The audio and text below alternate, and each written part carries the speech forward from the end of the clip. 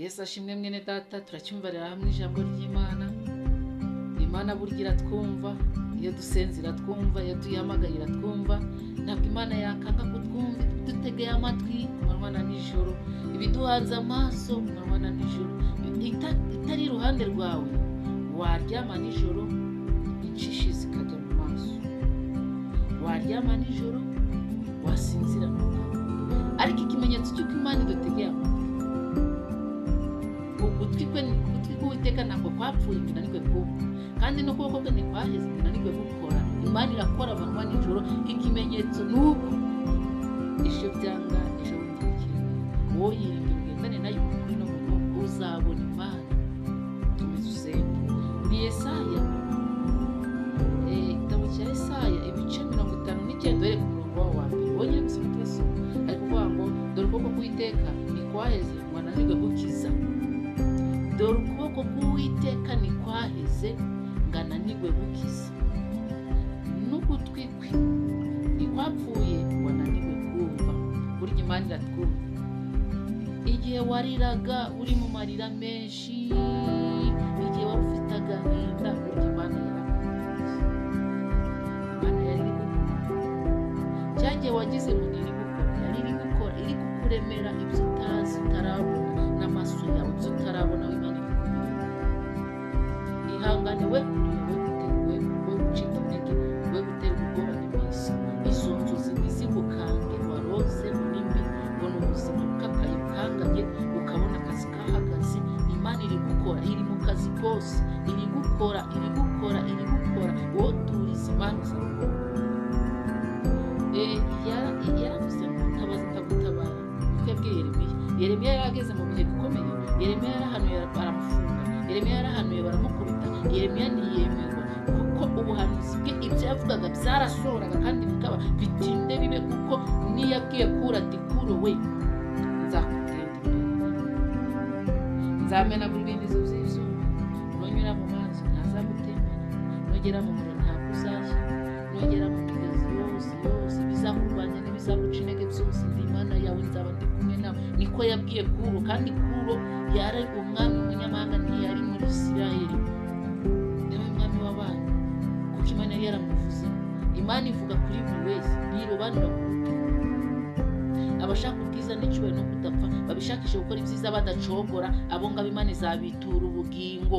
Ntabwo ivuze amazu menshi, ntabwo ivuze amamodoka, ntabwo ivuze biriya na biriya, ahubwo ivuze ko izabitura ubugingo. Ntabwo Imana yaguha ubugingo ngo ikwime ibyo kwambika ubugingo, ntabwo yaguha ubugingo ngo ikwime ibyo kwambika ubugingo, ntabwo yaguha ubugingo ngo ikubabaze ikwime amahoro. Niguha ubugingo izabuguhana n'ibindi byose.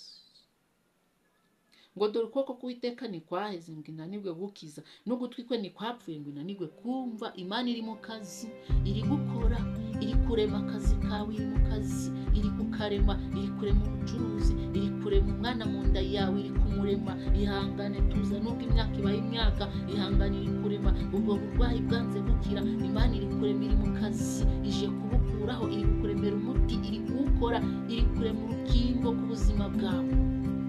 Ihangane ukize, ihangane mwene data, ntabwo byananiye Imana. Nuko ibihe bitugeraho bikaduka.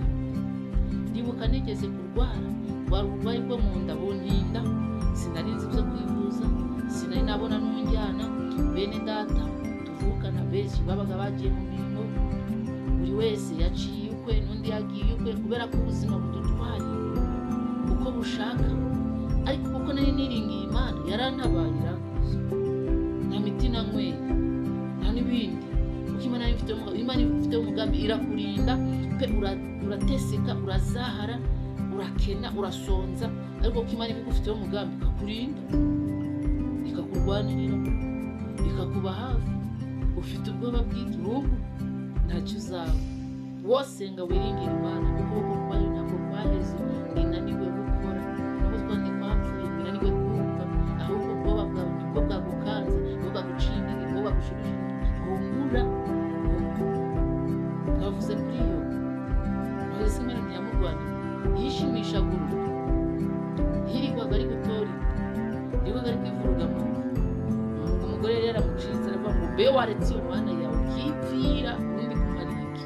Ariko iyo turi gusenga ko Imana iri gukora, barabakura mu asenga Imana. Kandi batazi ko Imana ikora imirimo amanywa n'ijoro, ikora ibitangaza tugashima icyo bikoze, abo yakoreye biriya bintu bikomeye.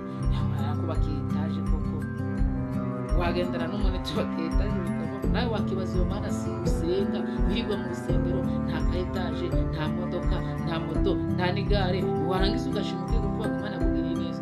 Ari ibitangaza Imana idukorera, ikadukuriraho impfu, ikadukuraho impanuka, ikatwirukanira indwara, ikaduha amahoro, duke dukakaye two kurya tukatuboneramo amahoro.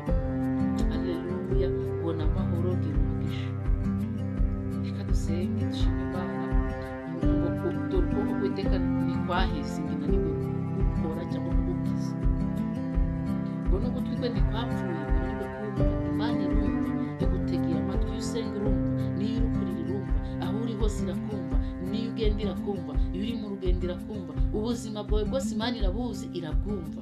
Akira neza ijambo ry'Imana. Mwami Yesu, mwami ntama w'Imana, tugushimiye kutwumva, tugushimiye ko uri gukora kandi uri mu kazi kose. Warengeye Yobu, natwe waturengera. Warengeye Hana umuha umwana, natwe waturengera, natwe ukaduhereza umwana, ugatanga Samweli, ukaduhereza imikorere, ukaduha ubuzima bwiza. Mwakira neza ijambo ry'Imana mu izina rya Yesu, amen.